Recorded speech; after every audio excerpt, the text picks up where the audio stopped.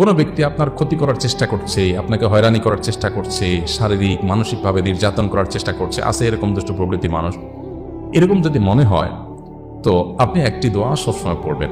নবী করিম সাল্লাল্লাহু আলাইহি ওয়াসাল্লাম কোনো ব্যক্তি তার ক্ষতি করতে পারে এরকম আশঙ্কা বোধ করলে তার ক্ষতি থেকে বাঁচার জন্য এই দোয়া পড়তেন। দোয়াটা হলো আল্লাহুম্মা ইন্না নাজআলুকা ফি নুহুরিহিম ওয়া নাউযু বিকা মিন শুরুরিহিম। আল্লাহুম্মা ইন্না নাজআলুকা ফি নুহুরিহিম ওয়া নাউযু বিকা মিন শুরুরিহিম।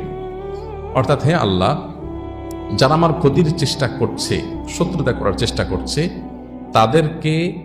তাদেরকে উপযুক্ত শাস্তি দিয়ে দমন করার জন্য, তাদেরকে শেষ করার জন্য আমি আপনার কাছে দায়িত্ব অর্পণ করলাম। আপনি মেহেরবানি করে আমার হয়ে আপনি তাদেরকে উপযুক্ত শাস্তি দিন, তাদের থামিয়ে দিন, তাদেরকে দমন করুন, তাদের শেষ করুন।